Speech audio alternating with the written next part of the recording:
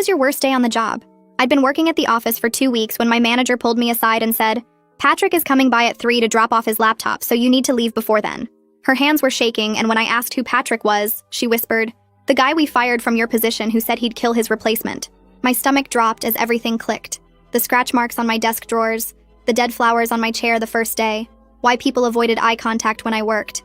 In the break room, Naomi from accounting was throwing stuff in her bag. She said the day they fired Patrick, he'd grabbed the security guard's throat and said, whoever takes my job is dead. She showed me her car from last week with all 4 tires slashed and a note that said, for hiring my replacement.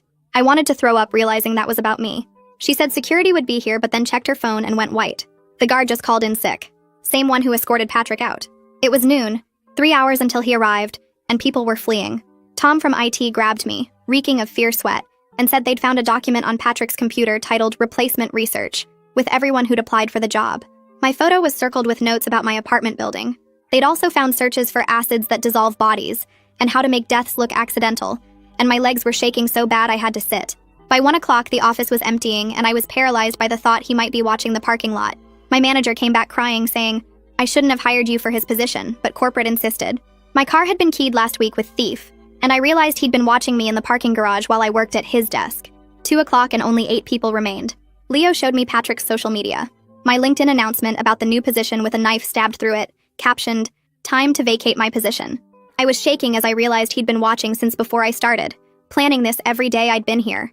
My keycard was missing from my desk and panic flooded through me. I was trapped. 2:30 and Leo screamed, he just posted again! The photo showed our building's lobby from inside, taken 5 minutes ago, the security desk abandoned. My heart was pounding so hard I thought I'd pass out. Everyone ran for the elevator, but it was jammed with something wedged in the doors. The stairs were no better. Keycard reader smashed to pieces. We were trapped on the 10th floor and I could taste bile in my throat.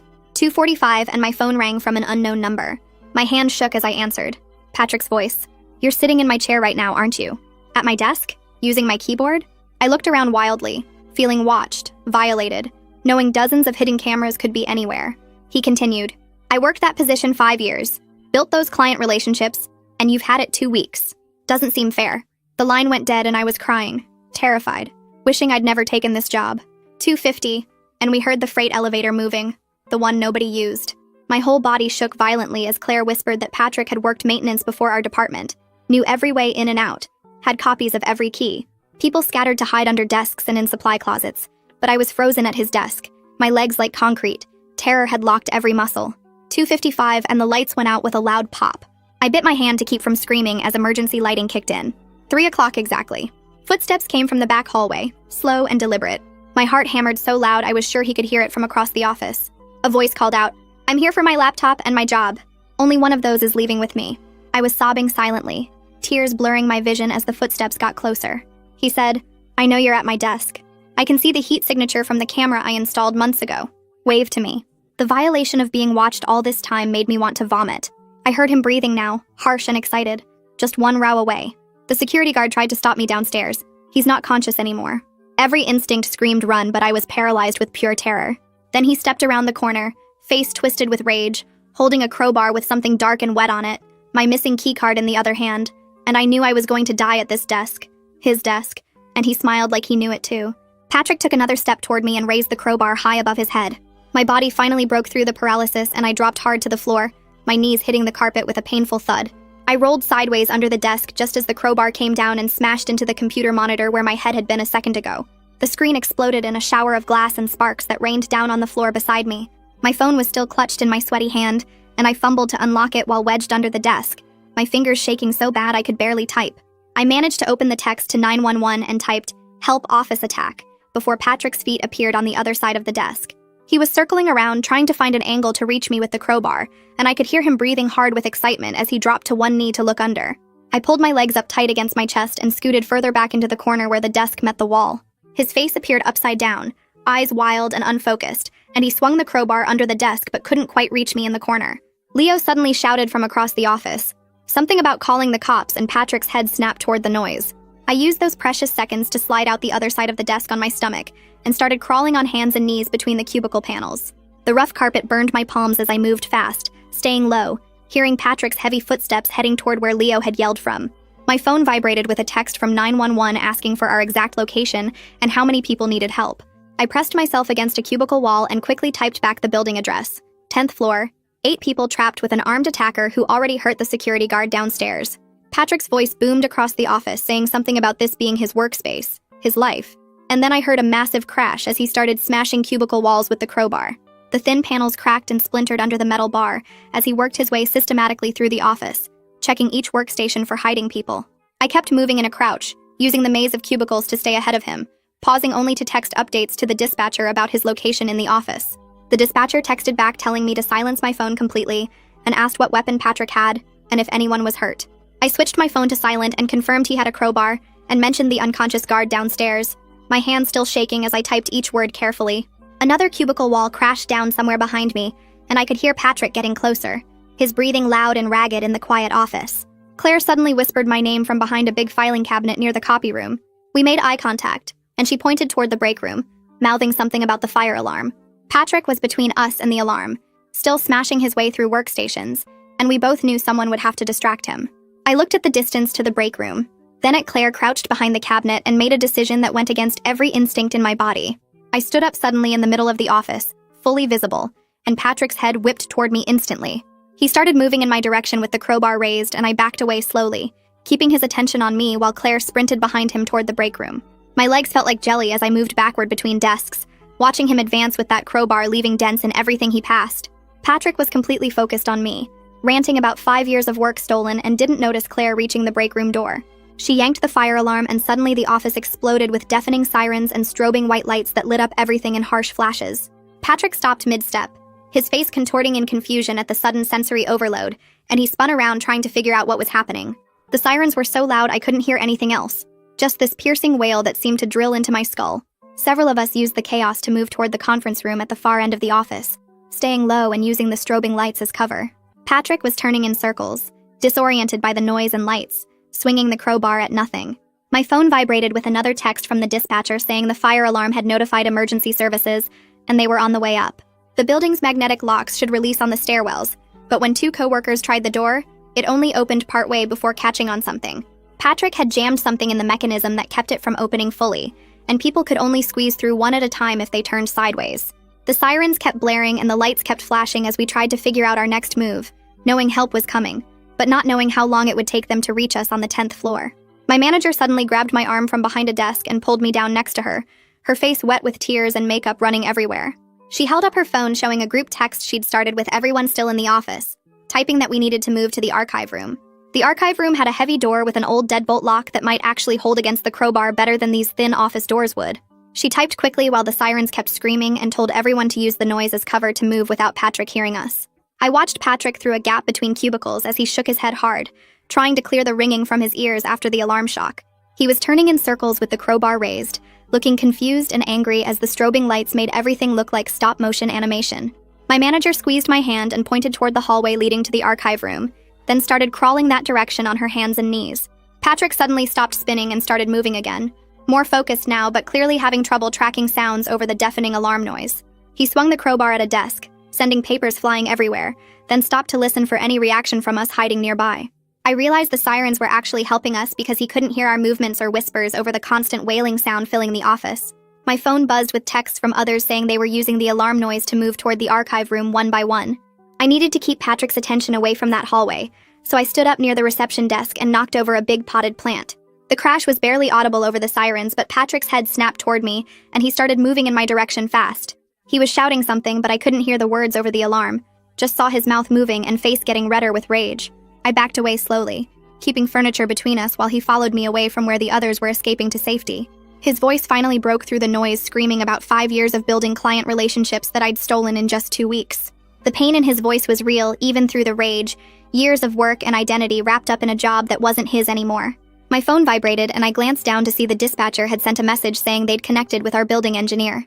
The engineer was texting instructions about emergency exits on our floor that Patrick might not know about from his maintenance days. There was an old fire escape on the north side that could be accessed through a window if we could get to it safely. 2 coworkers were working on the stairwell door, using a letter opener and scissors to try clearing whatever Patrick had jammed in there. I kept moving backward from Patrick, then suddenly yelled that I understood he was angry about losing his job, even though he couldn't hear me well. Patrick stopped and tilted his head, trying to make out my words over the sirens, giving the others more time to work on escape routes. He started ranting back about being moved to maintenance after some complaints, treated like he was worthless after 5 years of good work. His voice cracked when he said nobody even looked at him anymore, just walked past like he was invisible or furniture. The hurt underneath his anger felt real, but it didn't make what he was doing okay, and I told him that while staying behind desks. He swung the crowbar into a computer monitor, sending glass and plastic everywhere, then kept moving toward me with that wet crowbar raised. Leo suddenly texted everyone that he'd found a computer still logged in near the break room and could make noise remotely. Within seconds, keyboards started clicking and typing sounds came from empty cubicles all around the office in random patterns. Patrick spun around confused, checking cubicles that were making typing noises but finding nobody there, getting more frustrated with each empty desk. The phantom keyboard sounds kept going off in different areas, making him run back and forth checking workstations while we gained time. Claire texted that she and another coworker had gotten the stairwell door partially open, enough to squeeze through sideways one person at a time. The process was slow because of how narrow the opening was, but at least people could start escaping down the stairs now. I remembered what Patrick said about heat signature cameras and grabbed a jacket from someone's chair, looking up at the ceiling corners. There was a tiny red light in the corner near his old desk that I hadn't noticed before. Definitely not standard office equipment. Requested Reads is on Spotify now. Check out link in the description or comments. I threw the jacket up and it caught on the camera mount, covering the lens and hopefully blocking whatever feed Patrick had been watching. More tiny red lights were visible now that I knew what to look for. At least 4 more cameras hidden around the office space.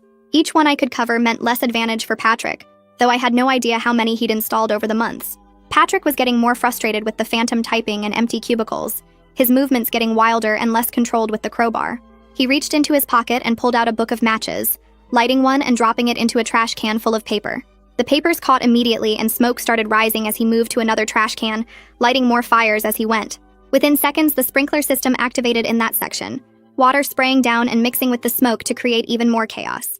The water made the floor slippery and Patrick almost fell, catching himself on a desk while still holding that crowbar in one hand. The combination of sirens, strobing lights, smoke, and water spray turned the office into complete sensory overload that was hard to navigate. My clothes were getting soaked from the sprinklers as I kept moving, trying to stay ahead of Patrick while others escaped through the stairwell. The smoke was getting thicker despite the water, making it harder to breathe and see where Patrick was in the chaos. My phone buzzed with a text from the dispatcher, and I saw the battery was down to 12%. The message said police were entering the building, but they had to clear each floor for safety, which would take time. Patrick suddenly appeared through the smoke near the supply closet where 2 coworkers were trying to hide behind a filing cabinet. I grabbed the nearest fire extinguisher and ran toward them, pulling the pin and spraying white foam directly at Patrick's face from behind. The chemical cloud hit him hard and he stumbled backward, swinging the crowbar blindly while coughing and trying to wipe his eyes. One of the coworkers tried to run past him, but the crowbar caught their arm and tore through their shirt, blood immediately soaking the fabric. We dragged them away from Patrick, who was still rubbing his eyes and cursing, pulling them into the conference room where someone ripped off their shirt to press against the wound. I typed a quick text to the dispatcher about the injury, while others helped apply pressure to stop the bleeding. The dispatcher texted back immediately with instructions to barricade the door with everything we could move. We started stacking tables and chairs against the door while Patrick's footsteps got closer. Then his crowbar slammed into the door, making everyone jump back. The deadbolt was holding, but I could see the door frame starting to crack with each hit. My manager was in the corner having a complete breakdown, sobbing about how she should have seen the warning signs and never hired me for the position.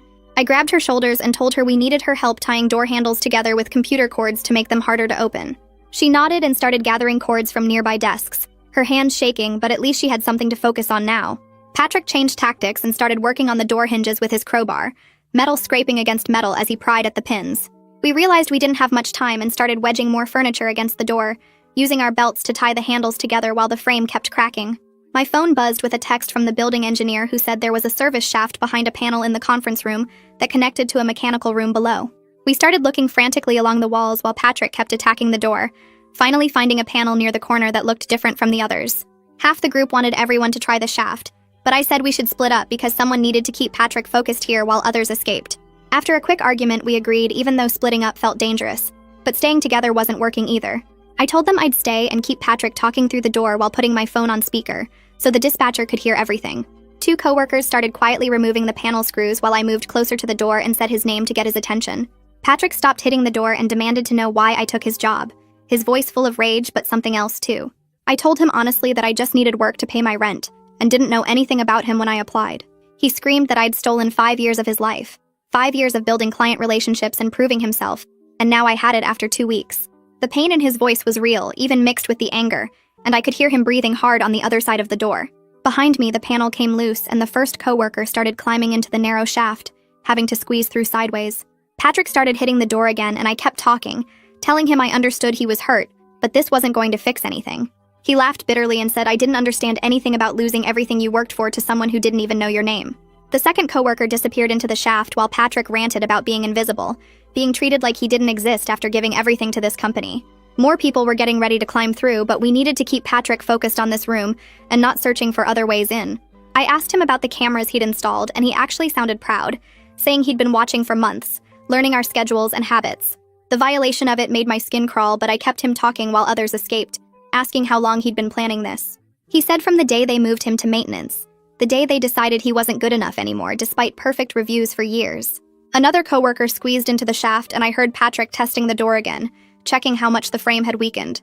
My phone showed 8% battery, and I worried about losing contact with the dispatcher who was recording everything for evidence. Patrick went quiet for a moment, then said he knew people were escaping, because he could hear movement in the walls from his maintenance knowledge. I told him most of us were still here, which was partly true, trying to buy more time for the others to get through the shaft. He started attacking the door harder and faster, the frame splintering more with each hit as the last two coworkers climbed into the shaft. Only my manager and I were left with the injured coworker who couldn't move easily with their arm wound still bleeding through the makeshift bandage. Patrick got one hinge loose and the door shifted, hanging at an angle that created a gap he could almost reach through. We pushed more furniture but knew it wouldn't hold much longer as he worked on the second hinge with determination. The dispatcher texted that police were on the 8th floor, just 2 floors below us, but Patrick was going to get through before they arrived. I moved closer to the door and said loud enough for him to hear that I knew about the keyed car and the dead flowers he left on my chair. Patrick stopped hitting the door for a second and screamed that we were all thieves who took what he built. His voice cracked and went higher, then lower, like something was breaking inside him. My phone buzzed with a text from the 2 coworkers who'd gone through the shaft saying they made it to the mechanical room. They were looking for another way out, but we had to keep pretending everyone was still trapped here with us. I texted back quickly while Patrick ranted about 5 years of work stolen by people who didn't care about him. My manager was shaking next to me and the injured coworker was getting paler from blood loss. Patrick's voice got louder and more broken as he talked about building every client relationship from nothing. Then he went completely quiet, and we heard his footsteps moving away from the door. The sudden silence made my skin crawl worse than his yelling had. Nobody moved or even breathed loud as we listened to figure out where he went. The emergency lights kept flickering and making shadows jump on the walls. My phone showed 6% battery, and I turned the brightness all the way down to save power. Minutes passed with no sound from Patrick, and the waiting was making everyone more scared. The injured coworker started moaning softly, and my manager pressed her hand over his mouth to keep him quiet. Then we smelled smoke and saw it starting to creep under the door in thin gray wisps. Patrick had set something on fire in the hallway, and the smoke was getting thicker fast. The sprinklers turned on outside with a loud hissing sound, but smoke kept coming in. The dispatcher texted to stay low and use wet clothing to block the gap under the door. We grabbed jackets and shirts, ran them under the water cooler, and stuffed them against the door bottom. The smoke was already making my eyes burn and throat feel raw. Outside, we heard sirens getting louder, and my phone buzzed with the dispatcher confirming fire trucks were arriving. Police units were also coming, but she warned it would take several minutes for them to reach our floor safely. The smoke was building up near the ceiling, and we all got down on our hands and knees where the air was clearer. My manager was crying and holding the injured coworker's hand while trying to keep pressure on his wound. The wet clothes helped, but smoke still leaked through and made breathing harder. Then we heard footsteps coming back and the sound of metal on metal. Patrick had found bolt cutters somewhere and was cutting through the chains we'd wrapped around the door handles. The snapping sounds as each link broke made my stomach twist. I texted the dispatcher what was happening while trying not to cough from the smoke. Patrick was working fast, and we could see the chains getting looser through the door gap. We pushed more furniture, but knew it wouldn't matter once he got the chains off. My hands were shaking as I held my phone up and started recording video. If something bad happened to us, there needed to be proof of what Patrick did. The phone picked up his heavy breathing and the sound of chains falling to the floor. He started using the crowbar on the door again and yelled that he was taking back what was his. I made sure the recording caught every word while tears ran down my face from the smoke. My phone buzzed with a text from the coworkers who'd escaped through the shaft. They found another stairwell and were heading down to meet the emergency responders. They promised to tell them exactly where we were trapped. Patrick got the chains completely off and started prying at the door with the crowbar. The frame was so damaged that it started bending inward with each pull. We pressed ourselves against the back wall as far from the door as we could get. Some people were crying and others just stared at the widening gap where Patrick would come through. The smoke was getting thicker and making it hard to see across the room. My manager was whispering prayers while holding the injured coworker who'd gone unconscious. Patrick got one side of the door open about 6 inches and we could see his face through the gap. His eyes were wild and unfocused, like he wasn't really seeing us anymore. He pulled harder on the crowbar and the gap got wider with wood splintering and cracking. My phone buzzed and the dispatcher's text said police were on our floor and moving toward us. She told us to stay quiet and not make sudden moves when they arrived. Patrick was pulling so hard on the door that his face was red and veins stood out on his neck. The gap was almost wide enough for him to squeeze through, and we had nowhere left to run. I kept recording everything while trying not to shake the phone too much. The smoke was making everyone cough and our eyes were streaming tears. Patrick got the door open enough to push his shoulder through and started forcing his way in. That's when we heard shouting from down the hallway and boots running on the floor. My manager was shaking bad next to me and her eyes looked empty, like she wasn't really there anymore. I grabbed her hand and squeezed it while telling her to count her breaths with me. 1 in, 2 out, trying to keep us both from losing it completely. The police were getting closer and we could hear them yelling commands, but Patrick wasn't backing down from our door. He shoved his whole arm through the gap he'd made, swinging the crowbar wild, trying to hit anyone close enough. I grabbed the fire extinguisher from the wall and brought it down hard on his arm where it came through. He screamed and yanked his arm back so fast the crowbar dropped on our side of the door. Someone shouted, "Police!" right outside, and Patrick spun away from us. There was running and more shouting, and then that electric crackling sound a taser makes. Patrick hit the floor hard and we could hear it through the wall. The police were all over him in seconds, one officer on each arm while another secured the crowbar.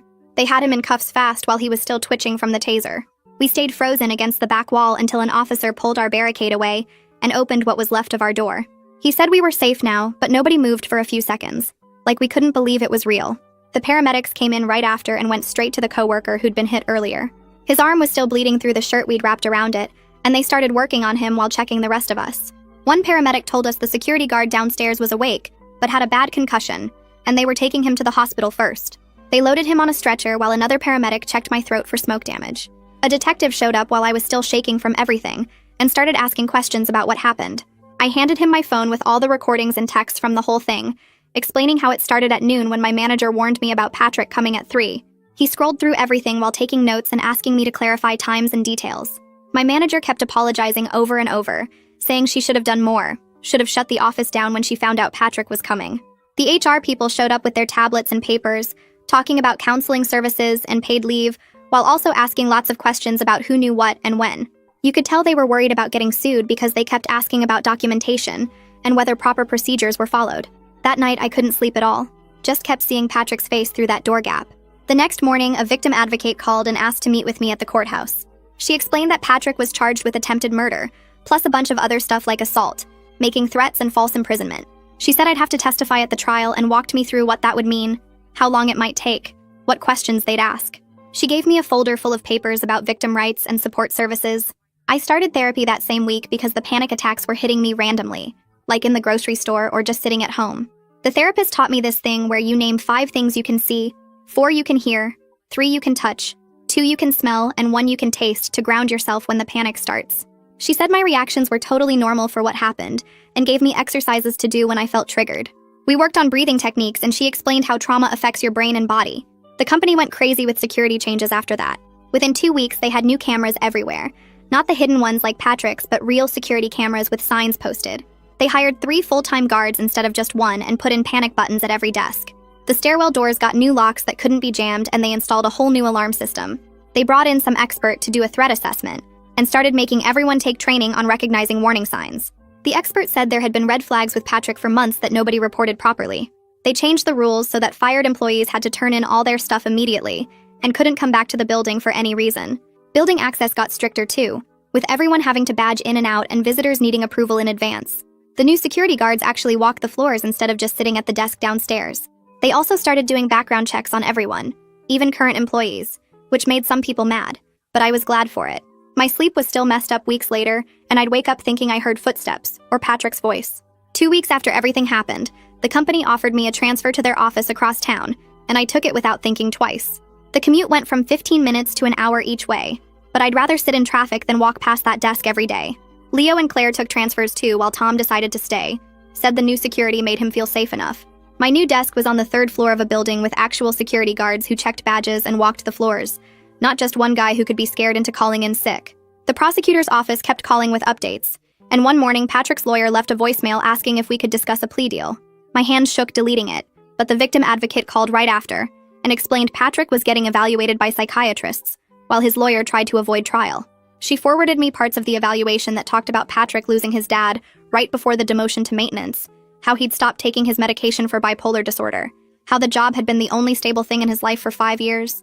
None of it excused what he did, but it helped me understand how someone goes from employee of the month to hiding cameras in the office ceiling. 3 months crawled by with depositions and meetings until the prosecutor called to say Patrick agreed to plead guilty to everything. 8 years in prison with mandatory mental health treatment and a permanent restraining order that meant he could never contact any of us again. I actually slept through the night for the first time after hearing that.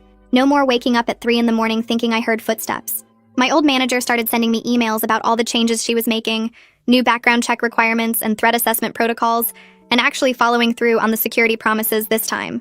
She'd attach photos of the new panic buttons and emergency procedures posted everywhere, trying to show she learned from what happened. I signed up for self-defense classes at the gym near my new office, and spent Tuesday and Thursday evenings learning how to break holds and create distance. The instructor was this older woman who'd been attacked years ago, and she taught us to be aware without being scared of everything, how to trust our instincts without letting fear control our lives. Learning to throw a proper punch and break someone's grip on my wrist made me feel less helpless, like I had some control back. 6 months passed and I was actually enjoying work again at the new location.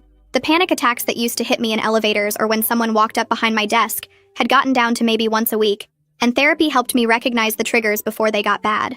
My therapist had me write down 3 good things every day, even tiny stuff like good coffee or making it through a meeting without my heart racing, and slowly the good days started outnumbering the bad ones. I kept in touch with everyone who was there that day through a group chat we started.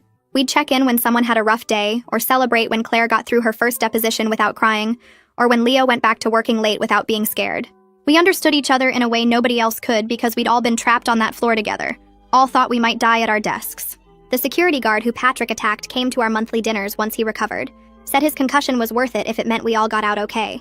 When new people at my current job ask about my worst day at work, I tell them the truth. But I focus on how 8 of us worked together to survive, how Leo created distractions and Claire pulled the fire alarm and everyone looked out for each other. I talk about the prosecutor who made sure Patrick couldn't hurt anyone else, and the therapist who helped me stop flinching at sudden noises, and the self-defense instructor who gave me confidence back. I'm building something good now with better locks on my apartment door, and a security system I actually use and real friends who get why I always sit facing the exit. My commute might be longer, and I might check behind me more than most people, but I'm here, and I'm okay. And that's more than I thought I'd have when Patrick smiled at me with that crowbar in his hand. That's where we'll leave it for today. Thanks for hanging out with me. I really do love sharing these moments. Hope you carry a little of this good energy with you. If you want more, hit that subscribe button and come back soon.